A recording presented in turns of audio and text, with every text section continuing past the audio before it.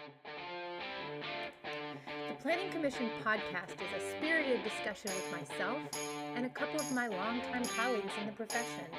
Our discussions are based solely on our own opinions and do not reflect the opinions or views of our employers, the American Planning Association, or even our alma maters. So grab a seat in the back of City Hall, dig out an old copy of Robert's Rules, and for goodness sakes, read your packet. The Planning Commission is now in session.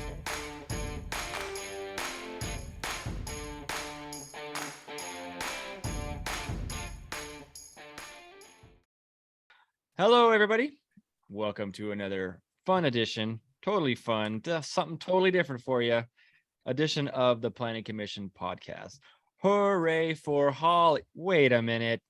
Why isn't there more stuff in Hollywood about our profession? Are we not Hollywood worthy? There's some stuff out there, and we're going to talk all about that today.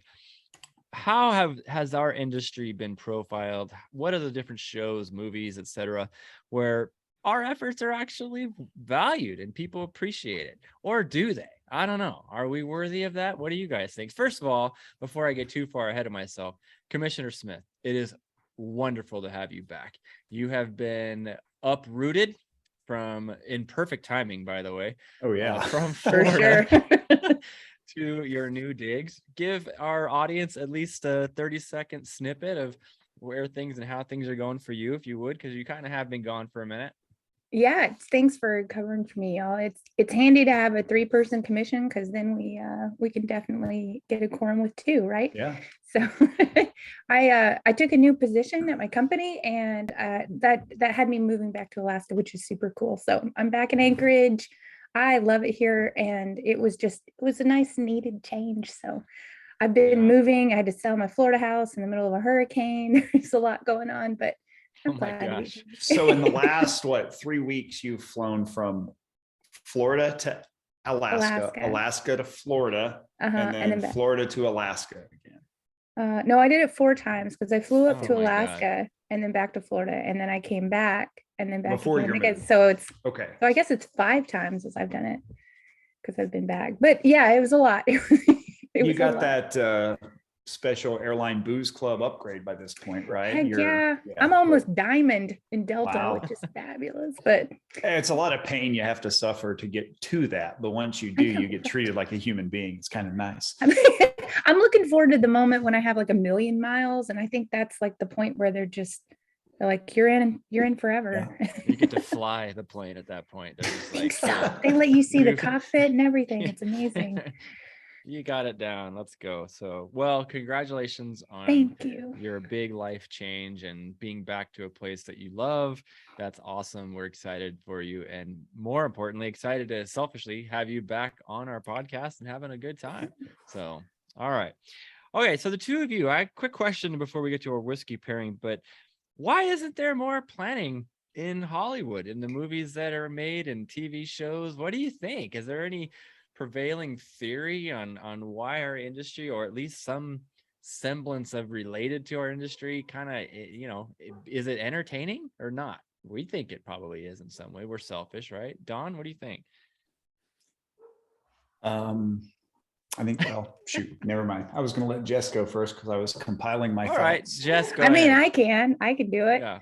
I mean, I you know what, I beg to differ. I think there's a lot of planning in Hollywood, for example. Oh, okay. I have a list. I have a long list. Oh man, this is super weird. I have a long list. Put it in front of your face. Yeah, put it in front of my face. I have a long list of movies that I was like, this definitely has planning in it.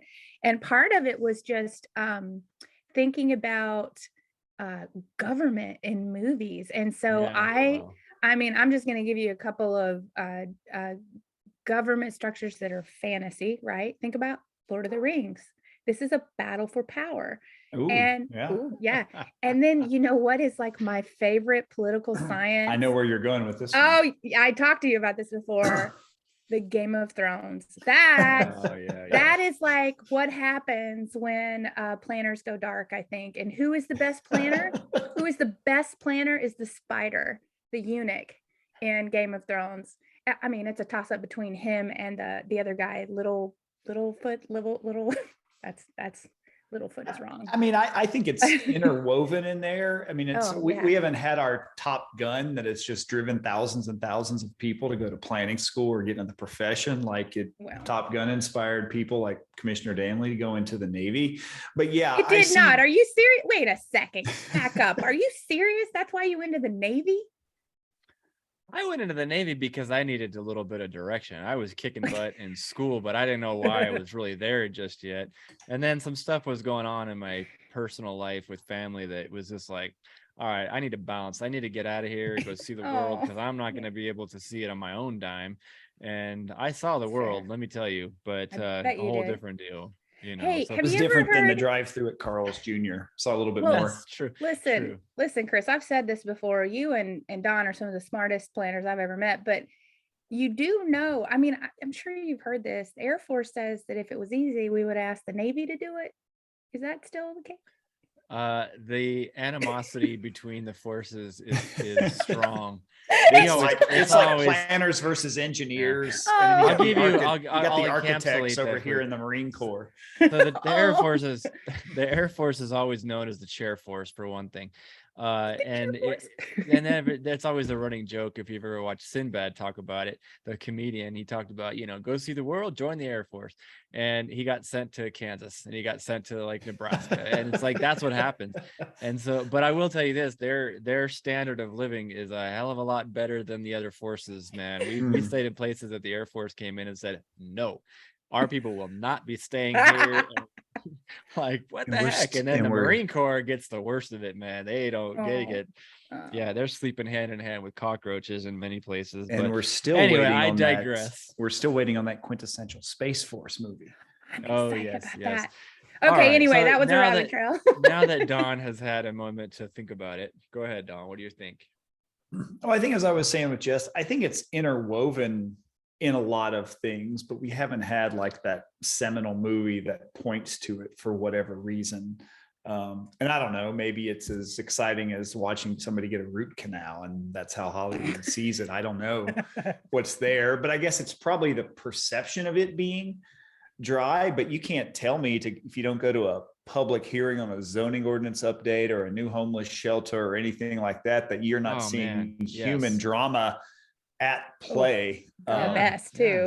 And you go to the angle. Popcorn. So if there are any budding screenwriters out there and film companies, film students looking to bust through with this, we'll be your huckleberries. Come on, especially lately, right? Like especially in the last 2 years. I mean, our country, I'm going to say it like this, is in many places, it's kind of lost their damn minds, where you're going and people are showing up to commission meetings, and I mean, you're like, wow. In fact, we just heard about this last week, Don and I. The plan that won Plan of the Year in Idaho was sort of subject to gunpoint, right? Like the meetings were literally being ended. The Proud Boys showing up to testify about a comprehensive plan.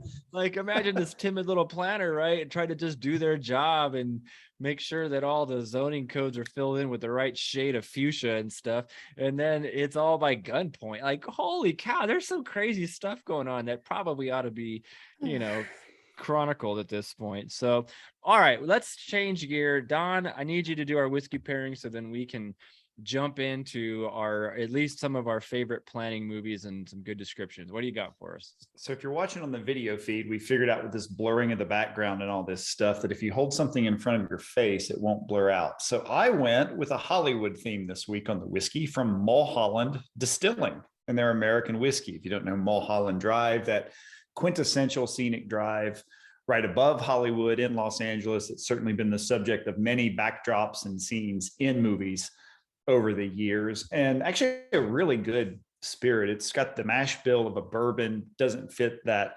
definition, so that's why they call it American whiskey. It's won some awards, and my best friend and business partner, Commissioner Danley, brought it back from California for me, and you can see how much of it I've enjoyed. It's about 2/3 gone.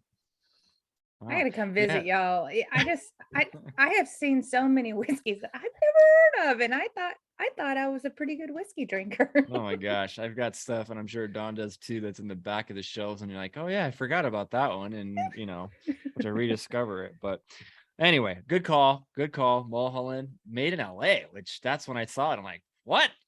In Los Angeles? It's But, distilled in Indiana, Yeah, I know. It's just it's aged got in Kentucky, and they'll throw Los Angeles River water into it for right. purification It's got purposes. it's got the Los Angeles bumper sticker basically saying, I'm from here. So, but that's a lot of what goes into the whiskey world these days, right? So, all right. With that, let's change gear and give us a movie description, and we will try to figure out what it is, and we'll talk a little bit about how it relates to planning after we do so. Don, this was your idea for this episode, so I'm expecting big things from you. Give us your description. All right, here's my quick TV guide style movie review, and probably many of our listeners don't know what TV Guide was, so maybe that was a bad reference. All right, right. So here we go. No kidding, man. Federal government overreach into economic development leads to the destruction of small towns and communities in Appalachia, resulting in murder, mayhem, and pig-like noises. Oh, I know what it is. Oh man, that last piece, that's a brutal description. Pig-like noises is the giveaway. Yeah, it's Poor Burt Ned Reynolds. Beatty. Yes, Burt Reynolds floats the river one last time in the movie. It starts with the letter D, I think, isn't it? Oh, what is it? I can't remember. Deliverance. Deliverance. Of course, Yeah. it's Deliverance. That's right. Yeah. So That's about planning. Oh God. That was Well, on my so- list too, to be fair. so the federal true. government, the people in the South, we didn't know we were poor till the government told us we were.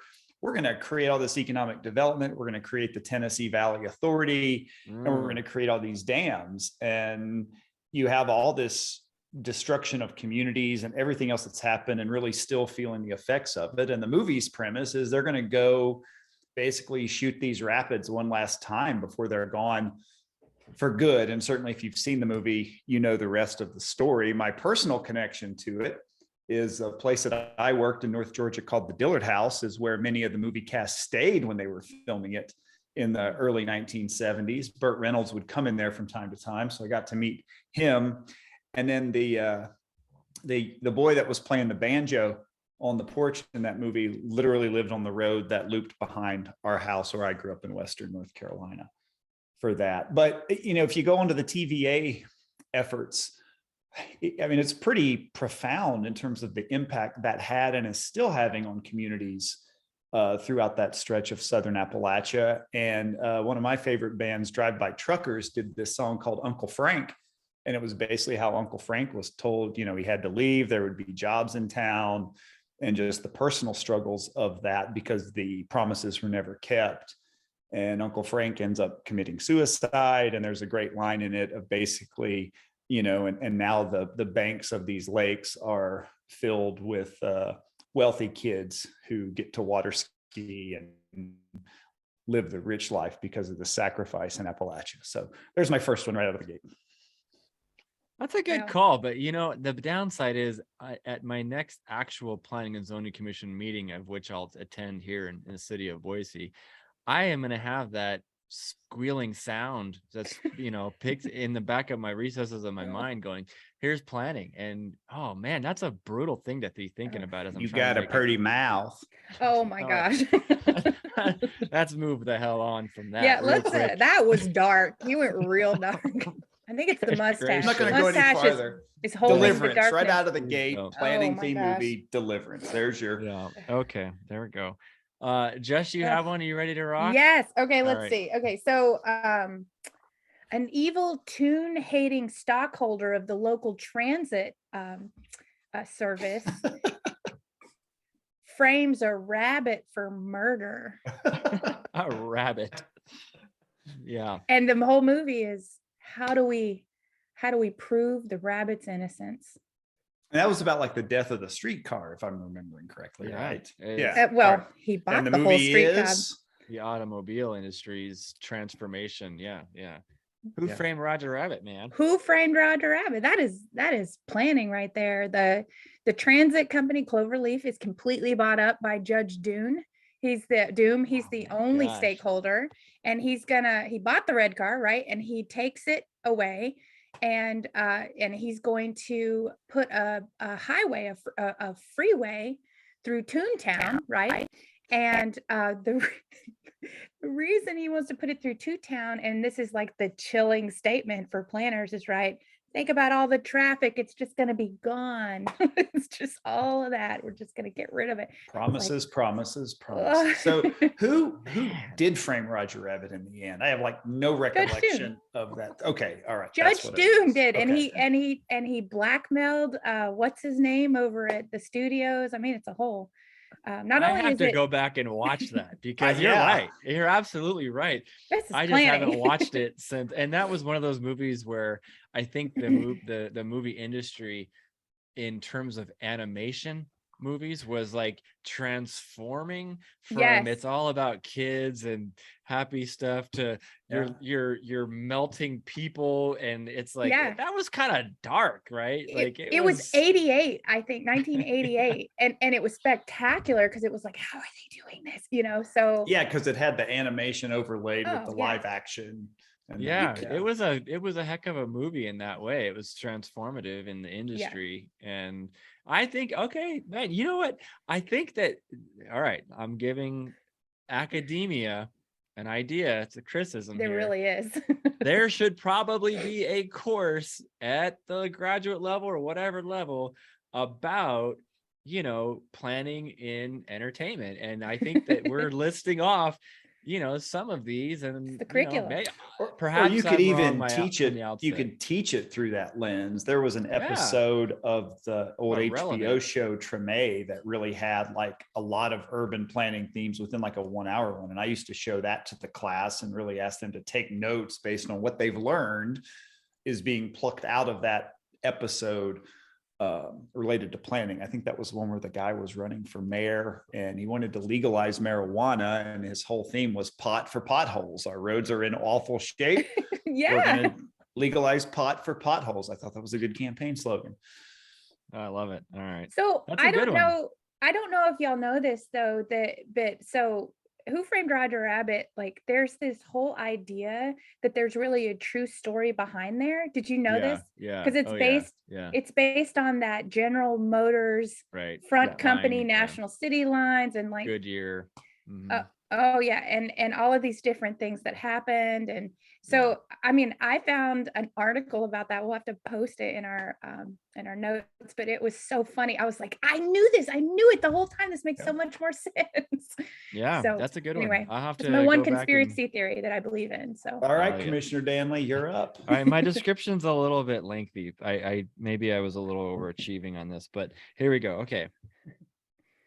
Rural teenager experiences results of global climate change and dreams of utopian urban nirvana, only to find the path she takes includes brainless, heartless, cowardice detractors along the way. Will she follow the path to planning perfection or be afraid of her imagination and beg to be magically sent home? Tune in to find out. Wizard of Oz. I had not thought about what is okay. Frankly, it's my. Am I my right? Wait. all-time- Do I yes, win? Yes. Okay. yes. Okay. That movie, the backstory is at my grandmother's house. I watched that as a kid all the time. This was probably like the first VHS that she even owned, right, back in the 80s. And so I wore that thing out and watched it all the time. So before we started doing this episode, I started to think about all this question, of course.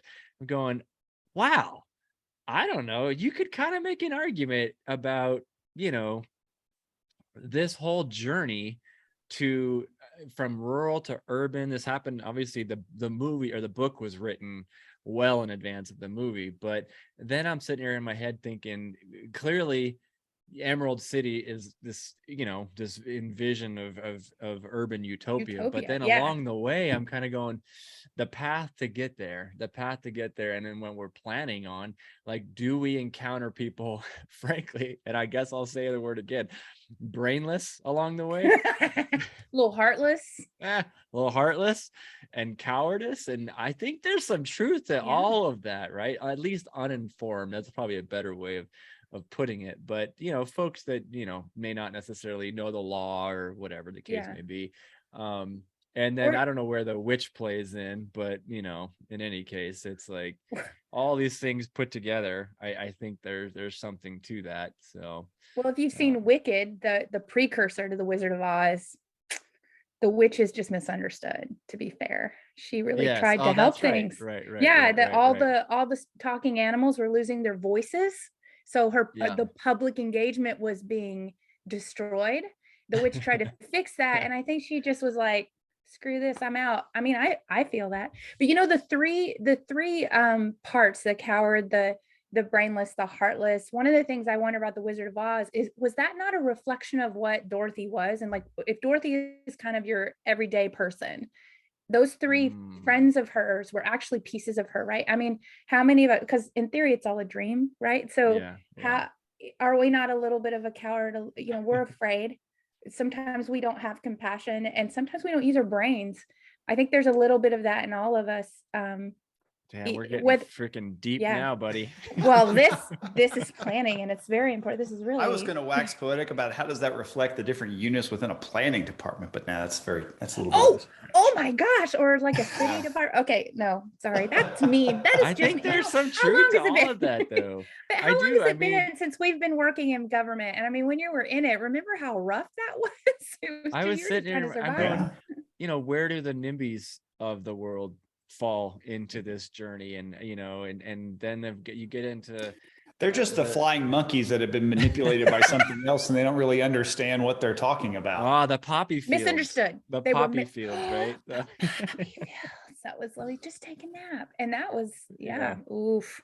So Feels there's so some depth good. there. There's some definite depth there. If we But talk about the anyway. poppy fields, do we have to talk about the opioid epidemic, which is a different Yes, well, episode? yeah, a whole Oh my different deal, gosh, so. this is getting. Can we go to something happier? I'm just. Yeah, let's go back. Yeah. Okay. It's a rough Let's go start to Dawn- Thursday Dawn's morning. number 2. All right. A disgruntled urban planner, fed up over New York City's lack of historic preservation regulations, decides to give it all up and rob a bank. Oh, And he does it dressed as a clown before trying to escape the country with 2 friends. Baby, you want to party with a real man? What is this? I'm drawing a blank. It's a great. I think that this is perhaps the most underrated Yes. Bill Murray movie Yes. in his entire catalog. I is don't it? even know if there's a close second. What is this? It's Quick called Quick Change. Change. No, I've never seen that. And Quick it's Bill Change. Murray. So, I do love Bill Murray. he goes into this bank dressed as a clown and like shoots out the surveillance cameras and proceeds to rob it, except as the SWAT teams are organizing around there and stuff, him dressed as a clown means he's got cover, because then he takes hostages and does all these other things. And then he takes off all his clown attire, all of his makeup, and there's 2 accomplices who were in the bank at the same time with him, and they all like come out as some of the first hostages released, so they still think the clown is in Great there. movie. It's a And great then movie. they Cool. just struggle to make it to the airport. It's got Randy Quaid and Gina Davis What? in it. Yeah, Yes. before Randy Yes. Quaid lost his mind. Yeah. Yeah. Did he lose his mind, or was it? Yeah, Just, he's off the reservation. He's now, the I real think. cousin Eddie in the flesh these days. I So love it. yes. I love Quick it. Change No, is I a- We I need that. agree. We need that. It's underrated. It's funny. Yeah. It's witty. Up your butt with a coconut. Bluff Tony. Bluff Tony. Bluff Great Tony. movie. Yeah, it's a great movie. All right, Jess, what do you got for us? What do you got a second choice here? I do. You So got a a- whole list, so I'm I big do. I fan could do of this all day. So, an alien species of bureaucrats. Is there a non-alien species of bureaucrats? Oh, stop. Okay, so an alien species of bureaucrats informs the galaxy that Earth will be Oh. removed for an intergalactic highway. And this is the I story of how this is handled hated by. this. I hated this. Listen, I listen. absolutely, with all of my guttural being, hated this, but I'll tell you why in a little bit. Go ahead. I know what it is, but That's it. That's it. That's my blurb. What is it? And I'll tell you some more. it's Hitchhiker's Guide to the Galaxy. Oh, wow. Do you like that? I Wow, had wow. to read that book in grad school You did. my second year by the one professor who I did not get along with at all. In Oh. fact, it was reflective planning theory. So you know how we talked earlier about you studying for 60 days for the AICP and you had to learn theories over the course of a couple months. I had to learn theories for the whole first semester. So whatever the hell that is, 3.5 months, 4 months. And then the second year, we come back and we revisit the topic for another 3.5 months. And I was required to read that book, and I absolutely hated every single second of it. So you touched a nerve, and I don't know if I can go on or recover. Okay, So- listen, I'm gonna go back on. I'm just gonna say it. I'm gonna say it out Oh, loud. Chris, God. you were Yeah. the reason we have an AICP, and you need to take that. And our whole Yeah. episode that just went live on that topic is vindicated right there. Thank you, Jess. All I'm gonna say is his first name was Dick, and there you go. That's about right. Okay, my face hurts. Okay, so here's the thing. The reason this is like the best planning movie ever is when they make the It's so announcement. not. They make it on this huge. I they gotta make it go on- back and watch this. You I've have to- got is zero best- recollection of that. So you know the one guy that comes up to whatever the guy's name is, he comes up to him and he says, I he don't w- know. listen, he was a hobbit in another movie. That's all I can Yeah. remember. But anyway, so he comes up to him and he's like, we got to get out of here. And they hear over a loudspeaker from the spaceship, all of Earth, and the bureaucrat alien species goes, people of Earth, just get ready. You're going to be destroyed in 60 seconds. And people are freaking out. And he leans in the microphone and he goes, I don't know why you're having such a hard time with this. It's been on file for your review in The the public planning hearing was department. noticed. It was Yes. in the newspaper. It was exact. He says it's been in the planning department for your review for the last 3 million years. So you're just gonna need to get up with it. You're about to be destroyed. And then of course they blow up Earth and this is the whole thing. So I think the last time I watched that, one of my best friends in like 3rd, 4th, 5th grade, his parents were split, but he spent time equally with them. They were all 4 artists. His mom had a syndicated comic strip for a while. His dad ended up doing animation for Fox and working on Anastasia and stuff. So they were big into sci-fi stuff. And that's what I saw. And they were the ones, ironically, just another stupid twist here, how I got to have lunch with Stan Lee of Spider-Man fame back when I was in elementary school. So Listen, I have a question. I grew Yeah. up close to where you grew up and I didn't meet all these famous people. So I don't understand. Like I knew no one. The famous people where I lived like owned the dealerships of the car places. well, you were in Sawmills, North Carolina. I was in Otto, North Carolina. And so, Sawmills. Is that an actual city name? Yeah, Sawmills? I mean, it's not a city, it's That's a just- town. That's a just town. giving up on the name, I think, at that point. Like, Yeah, what should we like call me. ourselves? I don't know. There's a I don't know bank why over I there, grew up in no. a place that was named after the Italian word for the number 8. I never understood how that came to be in that part A lot of of Southern Italians. Appalachia. Well, Yeah. there's a lot of like French Italian influence in Western North Carolina, down in Valdez and Colony Springs, Rutherford College. That's where the Waldensians settled. So I need to tell you, just because God, you just totally pulled my string with that movie. Why do you hate it? I mean, that is perfect. Because What is here's wrong with why. Because here's why. Because you I was had to read it in paying- school. No, partly. Chris hated his graduate education in so No, many ways. some ways. Some Hated You the said 3 premise out of of it, 5. yeah. You said 3 I- out of 5. Yeah, I yeah, remember yeah. that. This was probably why 2 stars were neglected from my return, because I was paying tens of thousands of dollars, Oh, right? poor you. Read Hitchhiker's Guide to the Galaxy. Wait, what? That's what you got for me? I just felt like there should be more to Listen. this than this class. And Listen, Chris, just count your blessings. I had to take a class on advanced traffic theory, which includes space-time diagrams. Oh. I don't, Hmm. to this day, You're mean, I telling passed, me you're but- envious of me for being told to I would rather read fiction all day Oh, long and God. pontificate on why it's planning. That would be better. You asked in a previous episode, what's the difference between an educated planner and somebody out of high school for planner one? Apparently, A Hitchhiker's Guide to the Galaxy is what you're envious of. Like, because I read that, And I'm infinitely more But Jess, qualified. you got to read a lot of fiction. You got to read how many traffic studies Oh my when you were in God. that Yeah. program? I mean, Oh, you He'll be- forget. he's You coming to a forget. town near you, y'all. You forget. We were studying super streets when I was Okay. in graduate school. I'm gonna get we'll to have my to unveil second the one. parody I wrote about super streets to It's Rick super James. streety. Super freak. Yes. Okay. Super I'm gonna street. get All to right, my Commissioner my Danley. second one. Okay, it's a brief one, but endearing fuzzy creature watches the world around him shrink and disappear one tree at a time. Oh, that is a planning Oh. story. Yeah, right. What is The it? Lorax. The Lorax. Oh, wow. Yes. I am the Lorax. I speak for the trees. I speak for the trees, for the trees have no tongues. And I'm telling you, sir, at the top of my lungs. Yeah, I can Oh, quote that whole thing. That's one of those little talents Bravo. I have. That's great. I give that up for my homeschool education. The Lorax is what I should have been required to read, because granted, so Dr. It's a Seuss, wonderful right, book. wrote this during a heavy time of the environmental movement and energy generation, and it was a tumultuous time in our country when it came to planning related types of things. And honestly, I didn't even know that story until Really? a few years, until a few years Oh. ago. And my daughters had it on the shelf, and I started reading. I'm like, holy crap, this is deep. Like, this isn't just, Yeah.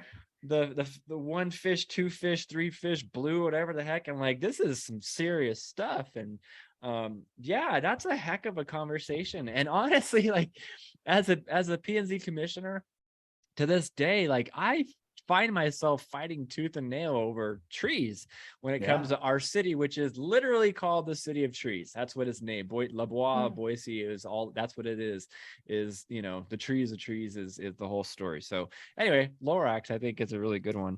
I think I will wager a bottle of whiskey with you if you quote the Lorax in a P&Z here. Dude, I'll do it. I'll do it. That's a done deal. I got it. We have a hearing in about 3 weeks. I got it. And then we're going to I'm take gonna the make that clip of happen. it and air it on an episode, right? Maybe we start that with the one we're talking about trees. Yeah, Well, for sure. I need to remind us all that the Lorax is actually on the suggested reading for the AICP study list.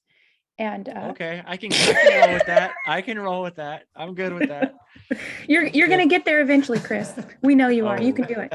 Jesus, no, I will not. All right, I'm going to go a little. I'm going to go old school on this one, and if anybody gets Older it or than comes- Deliverance, man. I we're was going to going say, way- yeah. I I'm just going- said I'm Who Framed going- Roger Rabbit. I'm What are you going Orson to? Welles here. Oh, Orson Welles. This movie Yeah. is ranked as one of the best movies of all time, 1942. A wealthy Midwest family sees their properties and fortunes decline in value as people, subsidized by federal housing and transportation policies aimed to rid central cities of people, flee the urban environment for the autocentric suburbs. War of the Worlds. No. It sounds just Good, like good it. guess. Good guess. Yeah. The Is it Jaws? The Magnificent Ambersons. Oh, The That is- Magnificent Ambersons. that's Based on a reaching. Pulitzer Prize winning book by Booth Tarkington in like 1920. But literally the family makes their money in the early automobile industry and then starts losing their fortunes. And there's obviously more to that, but there's a dialogue in it. And you can find this on YouTube. Just punch in Magnificent Ambersons and automobiles.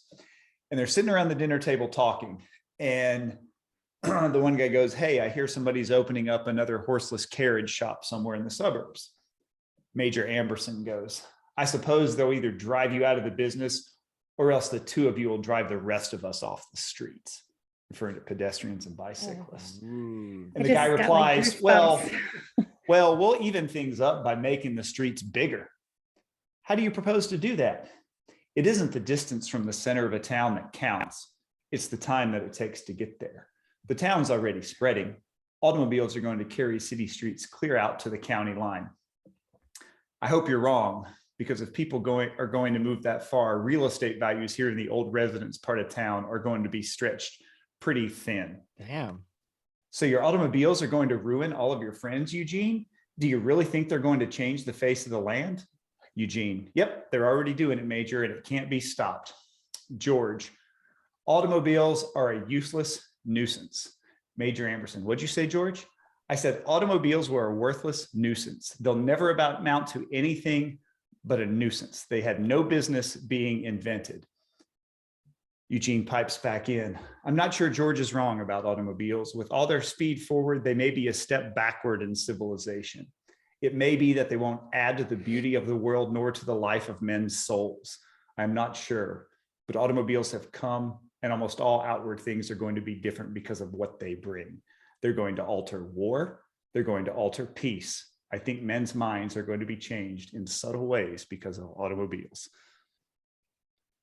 Does that come with a 45 caliber handgun just to Yeah. just end yourself? I mean, that's deep, man. The first time I discovered this, I'm like, this is like a more eloquent version of every Twitter rant we've seen from myself, the War on Cars podcast, all the folks that were kind of looking at the influence. Yeah. The influence of motor vehicles on city, and here it is encapsulated in really this very prescient moment of people talking around a dinner table, written in a book in the 19 teens and in a movie in the 1940s. Oof. I'll have to go back and watch that when I'm really in a bad mood. Might as well. It's going to take me there anyway. And it's got all the black and white imagery of that time and an Orson Welles flick that you would expect. Yeah. Yeah. Oh, oof. All right. So in the time that we have left, and I know that you all have probably more on your lists, no doubt. Jess, hit me with a couple of, we'll do our own lightning round version. Okay. How about that? Give me a couple of yours, and then I'm going to give you a couple of things that are maybe away from movies, just I think that are worth watching as well. But hit me. For sure. Well, and I have a couple of Go for number one, Parks and Rec. I mean, yeah. First Wait, episode, Leslie Note says, I love it when the public cares so loudly. She's being yelled at. But they wrote the planner off after one season. I was going to say, yeah, the planner was such a boring character. They were gone. Those focus groups on the characters that they did just didn't give positive feedback.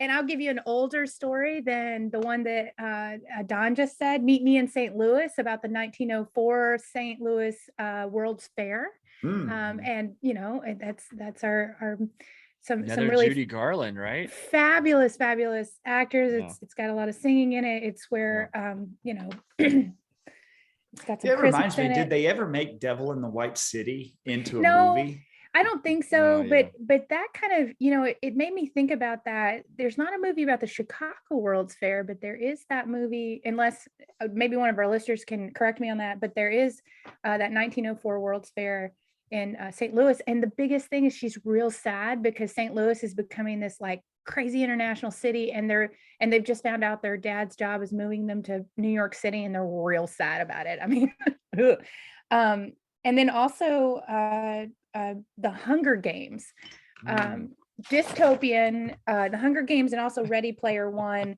both dystopian, like we've ruined everything and this is where our world lives now, but both of those have really, really heavy government control. I mean, in Ready Player One, it's a corporate control, two corporations that are really controlling the world, and it's a virtual world. I mean, I love that book. I haven't seen the movie yet, but that book was incredibly fascinating. Yeah, the movie is really fun. It does things differently in the movies, but the story is kind of still there. So, and It's a Wonderful Life. Oh yeah. Hear me out. I think that one's got a lot Christmas time soon. You know what I'm telling you? And then finally, right? something a little newer since we've been really reaching, Minority Report. Remember? They are trying to what are they trying to fix crimes before they happen? With the, and it's just like, talk about smart policing gone a little too far. So that Septet gone awry. Oof. Yeah. So okay, and that's That's my list right now. And All also, right, so for a yeah. song, they paved Yeah. Paradise to put up a parking lot. Oh yeah. Johnny yeah. Mitchell. I think I we'll have mean, to crack the song list. we There's a might lot have of to. songs that Yeah. are out Highway there. to Hell. Yeah, a lot of walking songs that we'll touch on. All Okay, right, so my lightning round. As a kid who grew up in the suburbs of Los Angeles, there's a lot of movies that encapsulate that sort of life. The few that I wanted to highlight, there's a movie called Falling Down.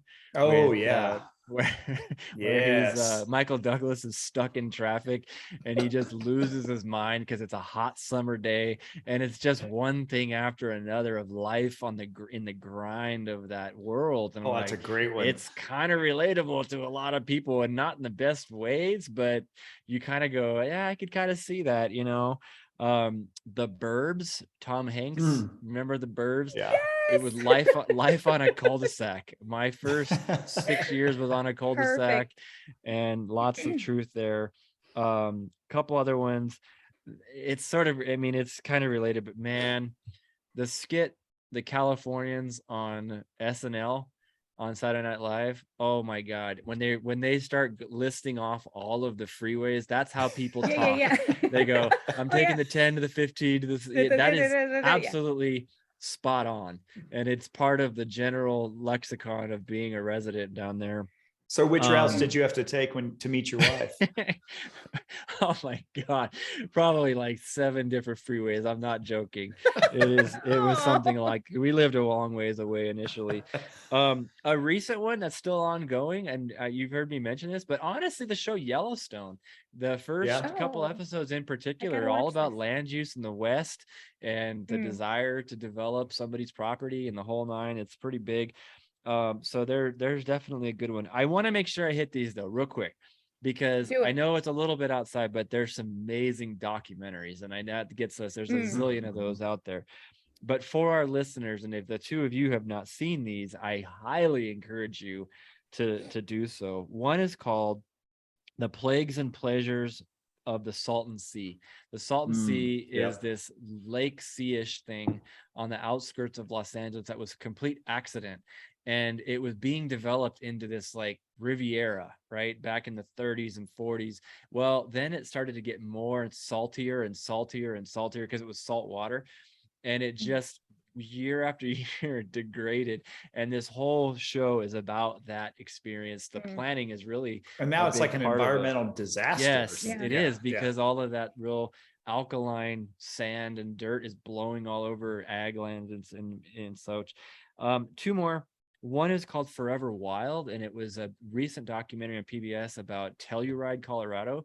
And they don't have much developable land, but this big, billionaire kind of a person came in and wanted to develop all this property in a way that the locals, who, it's really interesting in resort towns, because they have this air of money, but there's also the locals who just work the coffee shops, and they're just like, no, we want to keep this area, in pristine case and in its shape, and make it the Telluride that we know. So really good one. And then last one, a few years old now, but it's called The Battle of Brooklyn: Eminent Domain Abuse Gone Wild. And it's all about the construction of the Barclays Center. Oh, the sports arena, New Jersey. Yeah. So the Barclays Sounds Center, riveting. well, it was a big arena that didn't exist, and the owner for the of thing with New the ball? Jersey. Yeah, well, it was the owner of a couple of different sports teams, wanted to go into a lower income neighborhood and take over and use eminent domain in the name of economic development to build this sports arena, and he talked about all the jobs and the this and the that, and people fought back. They ultimately lost, and that arena did get built, but it's a really good documentary worth checking out. So any other lasting things that you want to add before we wrap up? I would say there's on the documentary front, it's one I used to show the class that I taught. It was Requiem for Detroit. And I would try to do a thing of like, how do you plan for a city that's not growing or even declining? And it's very different of doing these population forecasts and traffic forecasts, but really it's about how that city essentially booms and busts with the auto industry, and how it is so cyclical from, a bust in the 20s to the 70s to, what we experienced 10 or 15 years ago with the bailouts and stuff. And Hmm. just fascinating story about people in industry and all the things you can imagine that come with it. Right. Yeah. Good discussion. I like this. I think that we could probably have it again, and maybe we'll hunt down someone who was part of one of these documentaries or movie or Oof. show. Yeah. You know, I suspect that in this real crazy world of ours with the seven, what is it? The Kevin Bacon, the The seven degrees of- the 7 degrees of whatever. separation. Yeah, I we can think that find them. there's someone in my neighborhood who knows Hollywood and is in Hollywood. I bet I can hunt that down. We'll maybe get somebody on to talk about that and discuss it more. But before we adjourn, make sure, hey, listeners, yeah, I'm talking to you. If you have some thoughts on this, if you have some movies or documentaries you think are worth sharing, let us know. We'd love your feedback, and certainly some specifics and details on where to hunt those things down. So, commissioners, with that, good discussion. Commissioner Smith, so good to have you back with us. I need a motion to adjourn. Oh, we don't want to go. I was going to let Jess have the honors since it's been a while. Anybody want to adjourn? Or we're just going to So keep moved. talking. Okay, there we Second. go. Thank you very much. All right, with that, this episode comes to a close. Thank you all for listening, and we'll keep trying our best. Have a good one.